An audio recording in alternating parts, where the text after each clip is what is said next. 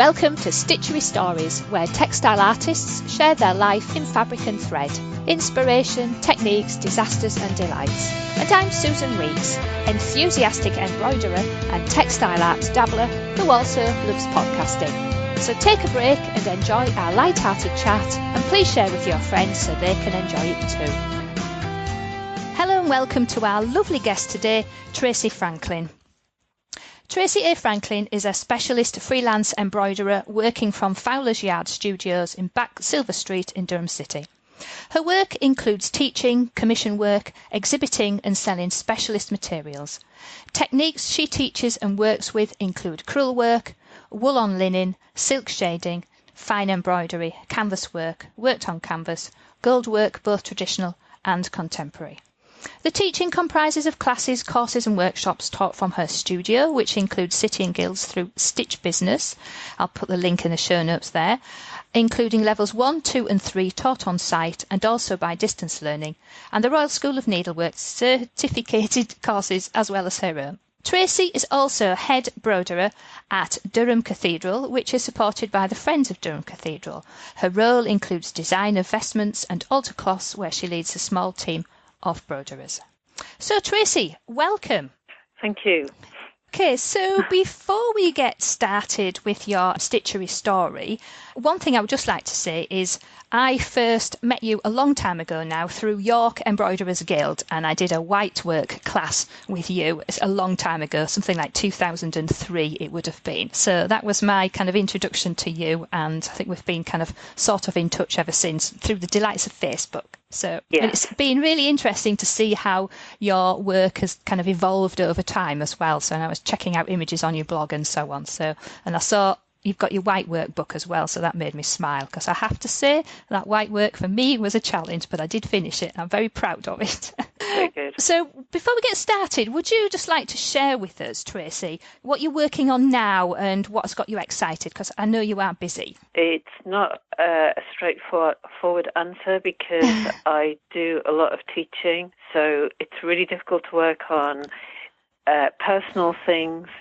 I kind of put to the side when workload becomes heavier and heavier.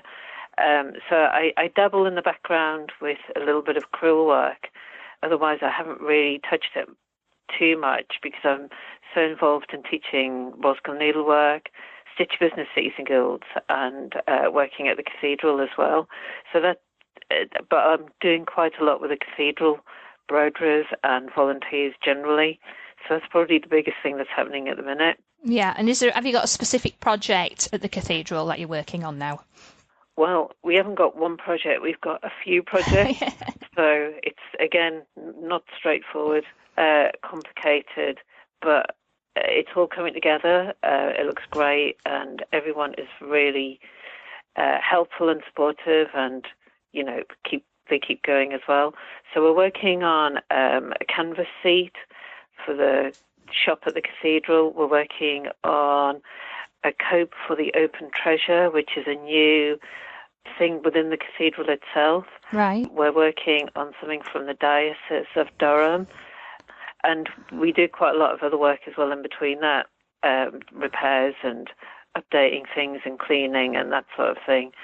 So that's kind of what's going on with that, as well as the teaching, which is nothing to do with the cathedral. Yeah. So with your classes and so forth, do you have a fairly full schedule of, are those classes that you have at your studio, or do you do in other places? Mainly based at my studio now, so I don't full match. But it's mainly courses that I teach rather than specific short classes. Yeah. I still do the odd thing, but it's more course-based now, so it's ongoing, so I see the same. The students, you know, month after month or week after week. Right, yes. So some of them have been with me a long time as well, so we've got to know each other very well, and I've seen them improve and develop, as well as myself. I've improved and developed as well. I think that's part of the thing that I really like about being involved with embroidery groups. I'm still a member of the Embroiderers Guild, but not at York. I'm over at Hull now. And it's the feeling of community. As you say, seeing people's skills grow. You've had the same people with you, or many people with you for a long time. You're all involved with the group up at Durham there at the cathedral. So for me, I think that's one really important aspect of all of this. Is it's not just the art; it's that lovely community feel as well.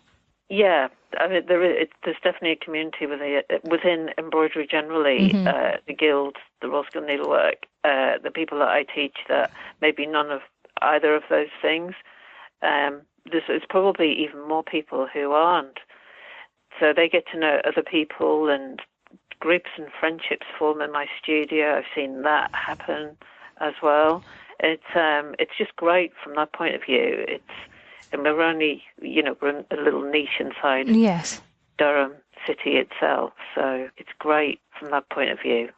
That's really lovely. I say that's one thing that I really look at. So, as you say, you're very busy with projects at the moment, but kind of thinking back, how did you first get interested in embroidery and textile art? How did you learn? What did you do? If you'd just like to share some of those kind of ideas with us, that'd be lovely. It kind of developed because you can't really sort of plan ahead, because the people you meet and the things that you're influenced by and the places that you are at the time, etc.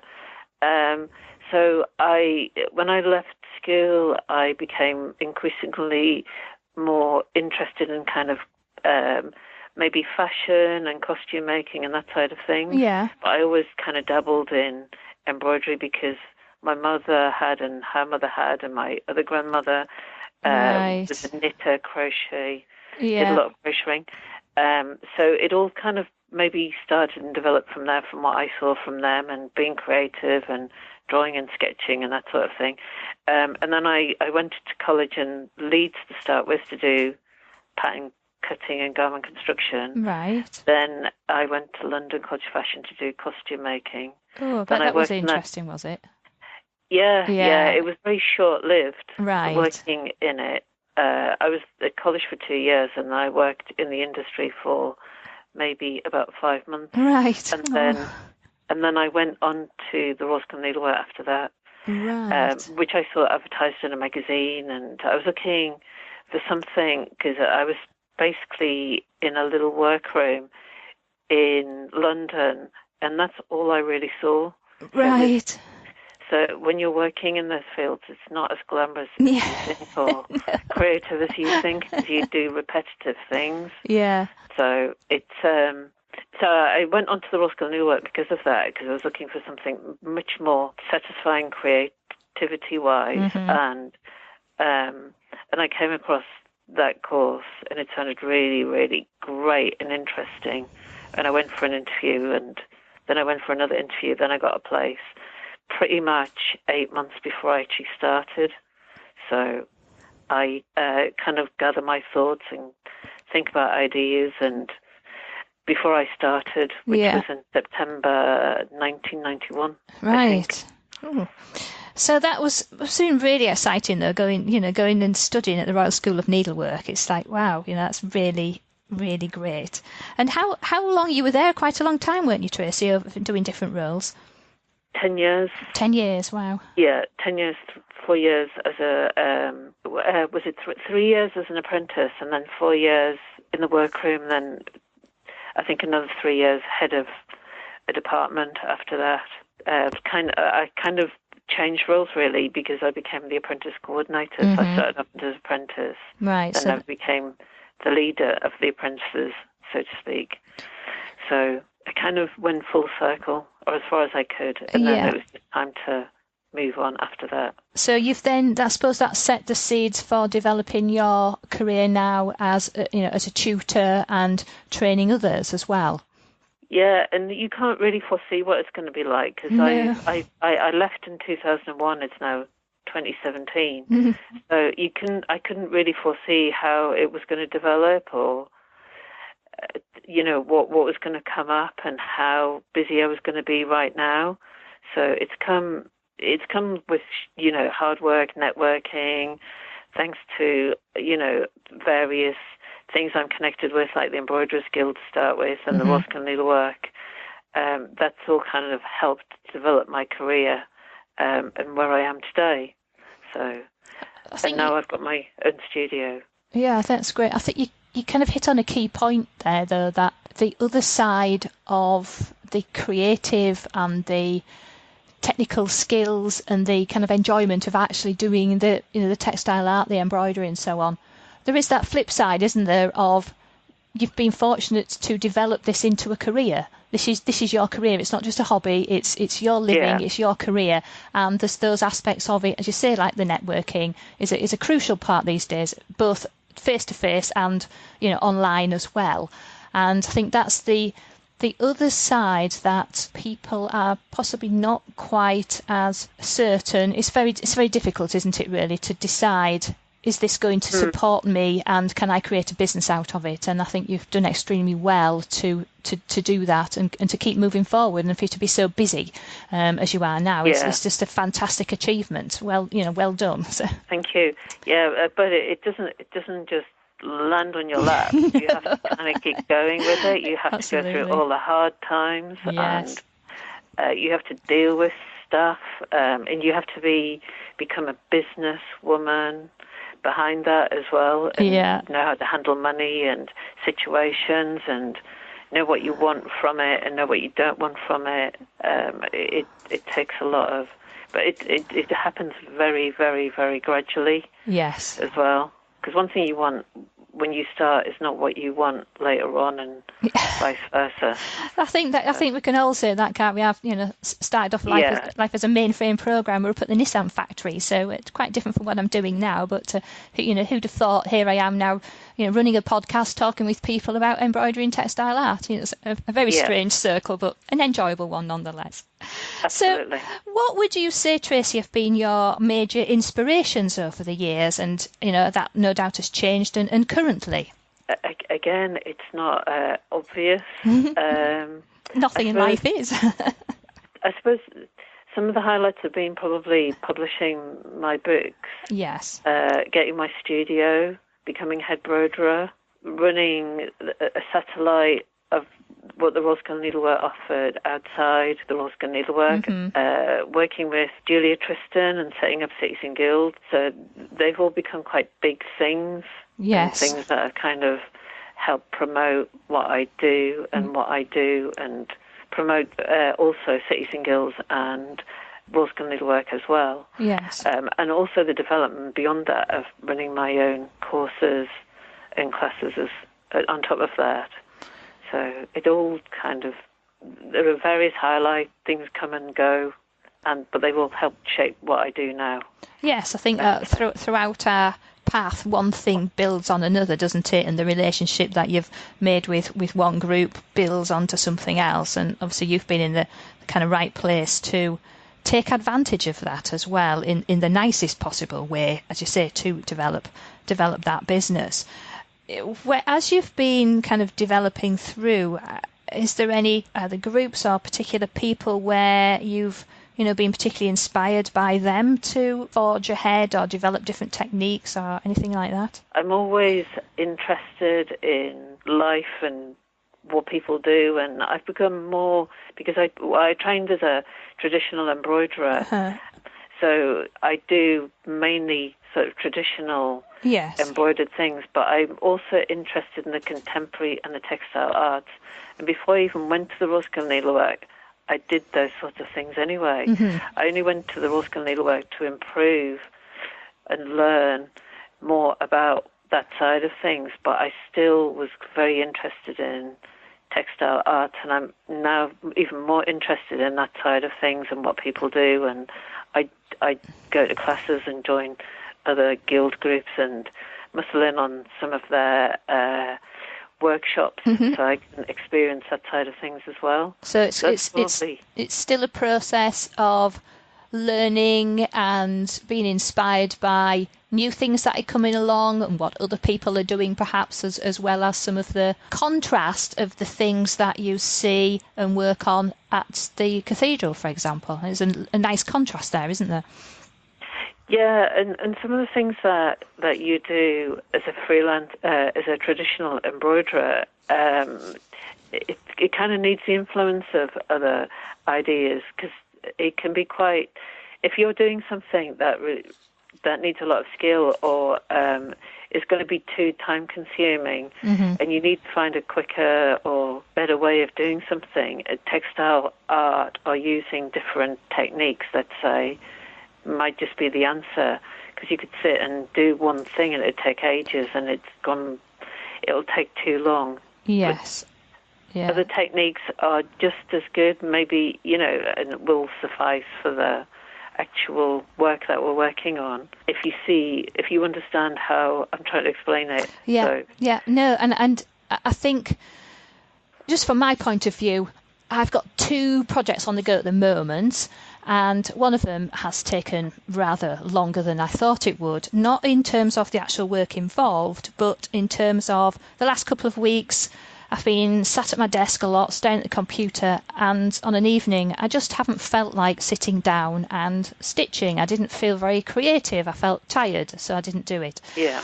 And it's the Yorkshire and Humber regional day on Saturday, and there's the various competitions. I'm sure the other regional days are similar, and there's one category this year is Yorkshire and the Humber, because we're celebrating Hull being the city of culture. So since I'm in the Hull branch of the Embroiderers Guild, we decided really we should make an effort and enter for that category at least. Well, anyway, by March I'd planned it all out. I knew exactly what I was doing for that.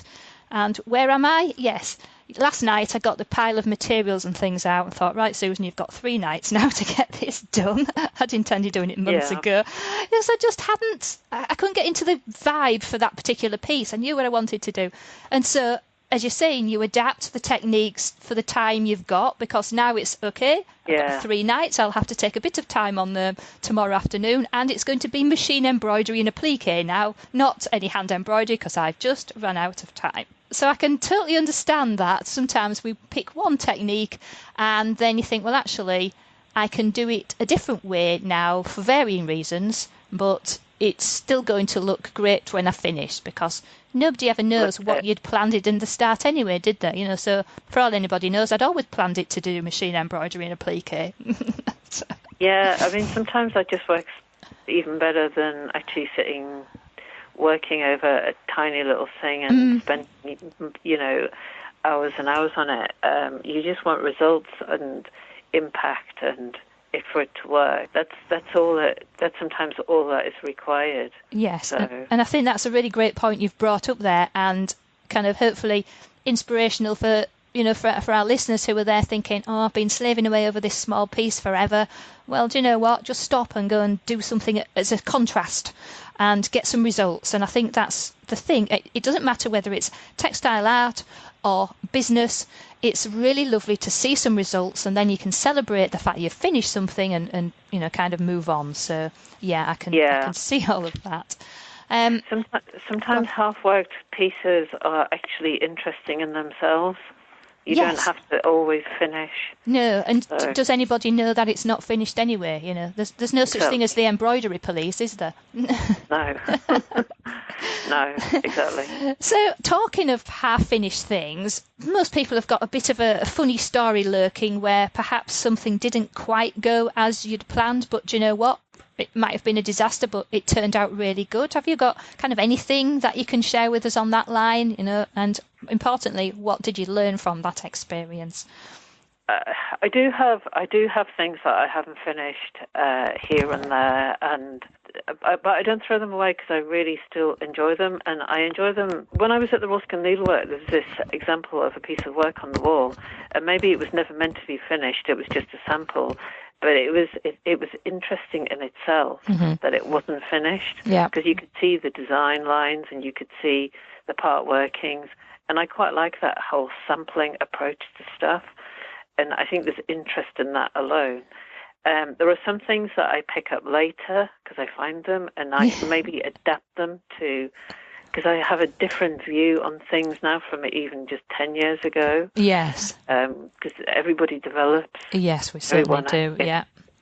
You might use it in a different way, perhaps, or you just might never use it. But I never really throw anything away.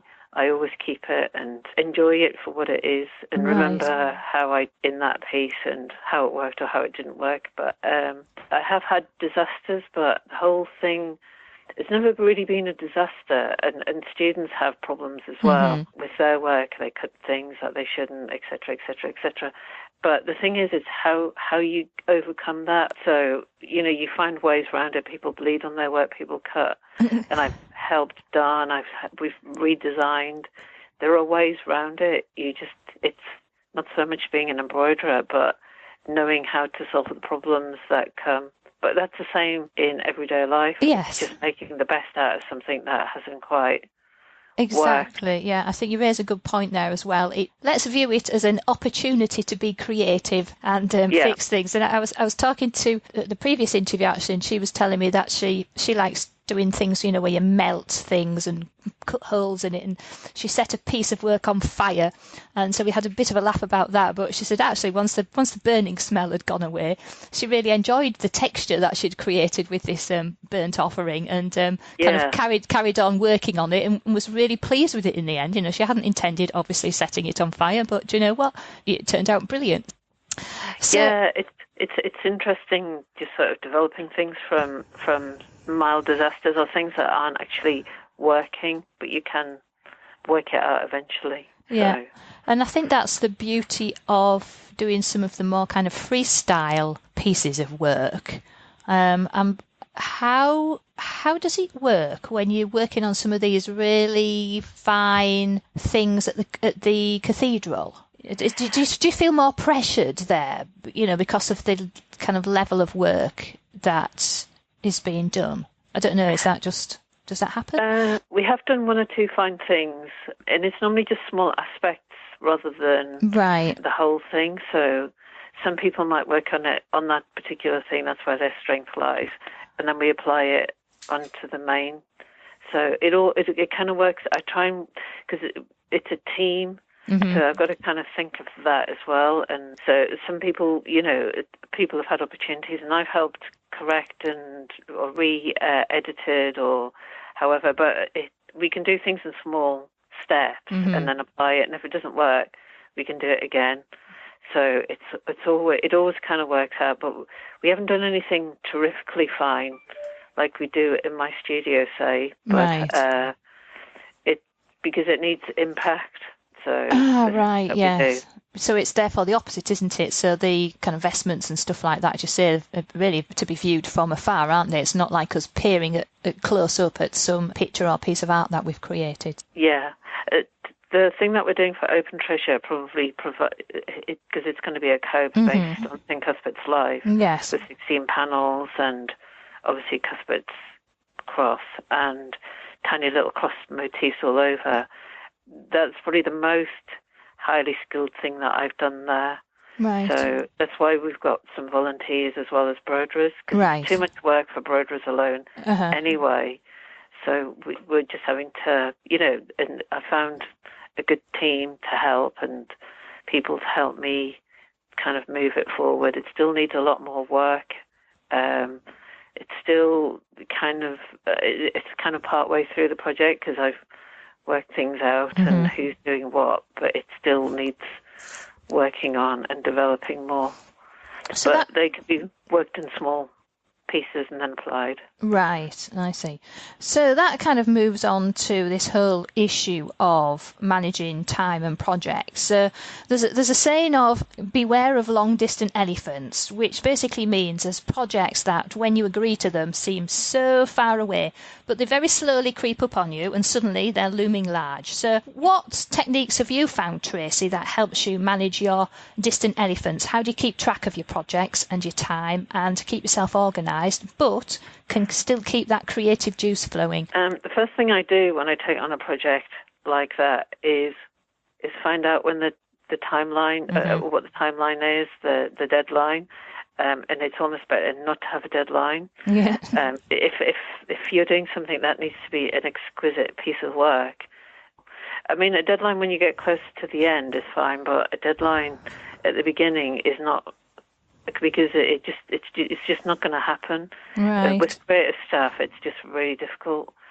But tracking it, I don't know. Again, it's one of those things that you develop over time.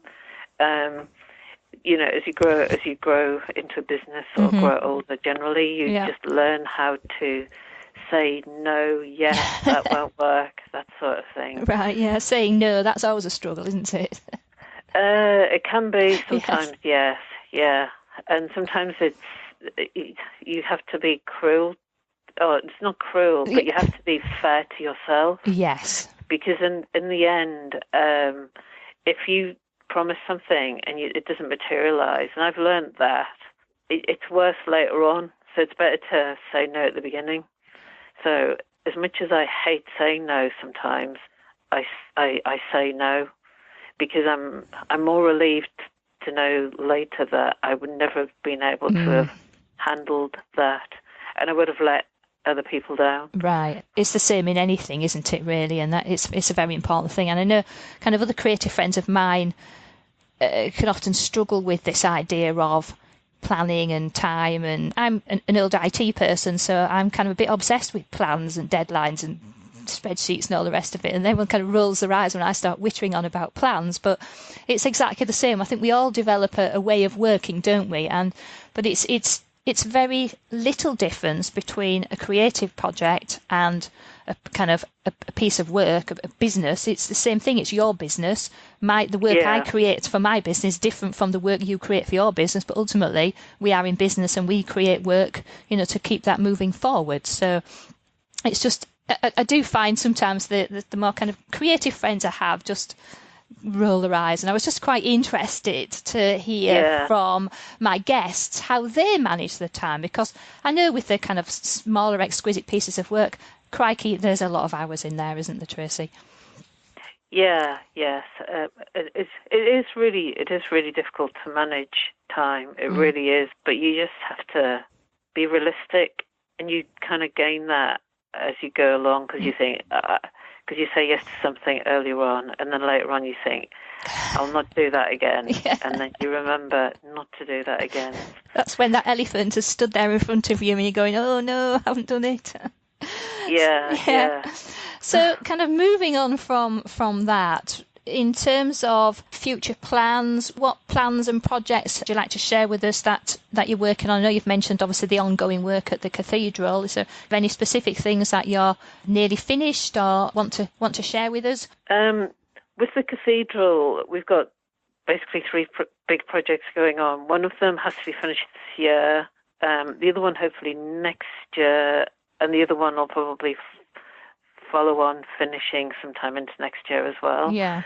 I'm only concentrating on those things at the minute, and right. I don't know what Dean and Chapter have developed for the future, but for the minute, that's where we are with the cathedral. Right. Cities and guilds are changing, so they're closing their creative courses, or at least the ones that we offer. Mm-hmm. So the registration can be up to a certain point, which is the end of June. Right. And then after that, we can't register people. But we're still registering people up until the end of June. We'll still run course through. But we are thinking of developing our own workshops, online workshops, courses, that sort of thing. It's still in its infancy, though, so we haven't thought it through yet. And Royal School of Needlework, it kind of rolls on, but I have people who've gone beyond Royal School of Needlework. They've gone as far as they can. Right. So they do stuff with me now. So, and they're the volunteers that are helping with some of the things at the cathedral. What I found really interesting in the last sort of 2 or 3 years are these group projects, like the Magna Carta. Yes. There was another one as well. Some of my students who belong to guilds actually did stuff for the Magna Carta. Right, yes. So these joint projects are really interesting. They seem to work really well. The Embroiderers Guild seem to have led quite a few of them. So I found that really interesting, how you can work on one, people contribute at one little piece and then it becomes a piece of art. Yes, and that's been something, as I say, that the Embroiderers Guild has got much more high profile, I think, with that. There was the White Walker project as well, which kind of caught people's imagination. Yeah. The Game of Thrones thing, and say Magna Carta and various other projects. I mean, last year there was the Capability Brown project, so everyone. So I was, I actually created a piece of that, and it finished up at the Knitting and Stitching show. So I was well chuffed about that. But it's exciting and interesting to be able to contribute, and that's why, to me, it just brings back that feel of community again, and working on those big pieces that you would just never do on your own. But it's lovely, isn't it, to be able to say, "Oh, I did that bit." Yes. I know, yeah, and that's something that I might think about doing, in the future, maybe. But at the minute, I'm concentrating on what I have. Yes, because there's changes afoot with, as I say, cities and guilds. We've got big projects already at the cathedral, and I'm just sort of mulling along for the minute. I've got a few ideas swirling around my head, but it requires a lot of time. So until kind of time passes on, I don't know. As I said earlier, things just develop, and then you find out what you want to do, what you don't want to do, what will work, what won't work, that sort of thing. Yeah. So, and do you think in amongst all of that, you will just carry on doing your own kind of little pieces as well? Does that get much of a look in these days? Doesn't sound like it. Yeah, I did. I still do the odd workshop. I did a Dion Swift workshop through Durham Embroiderers Guild for one day. Yeah. I have that hanging around. I still want to do a little bit more to it, and then it'll be finished. Yeah, she's a guest. I've got her scheduled as well. We're hoping to speak to her in July, so that'll be exciting. Okay, yeah. So it's great to do these little workshops. It gives you time to create, even though it's just. But I'm well aware that when I'm on the workshop, I focus totally on what I'm doing. I keep my head down and just get on with it. No chatting. Yeah, there's a little bit of that, but you're so kind of into the creative process that you're really happy to move it along. Sometimes you dry up a little bit and think about the next thing. But I know that as soon as I leave that workshop, I will not have time to do any more. Yes. For the time being. So they're like little treats to kind of do that sort of thing. And I think that's a lovely way of thinking about it, little treats. I used to think the same when I was busy. I used to work down in London a lot, and my kind of IT career, and that's exactly how I used to use the workshops, as little treats.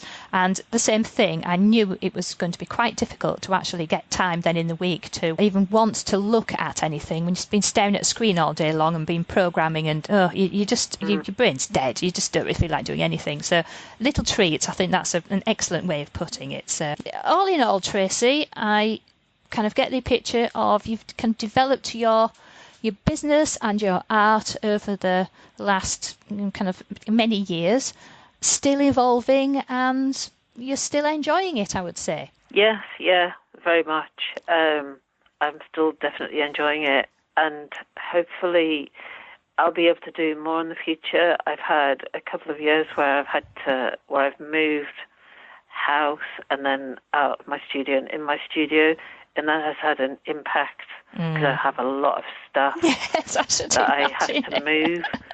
So, and my house is being renovated, and it's nearly there now. So I won't have those things in the future. Yeah. I'll be able to enjoy having time to create rather than sort things out through my studio. Yeah. And I think it's nice to have that headspace, isn't it, really, to know that those tasks are just about done now, and you say you can then concentrate on the creativity and the things that you enjoy instead of, as you say, organising renovations. It's not that exciting, is it really? It's nice when it's done, but while you're doing it, it's like, oh, no, why did I decide to start this? Some of it is exciting, but some of it is, it's just essential things that you need to do. Absolutely. Like having a new boiler installed isn't exciting. No. Except when it is in, it's actually great.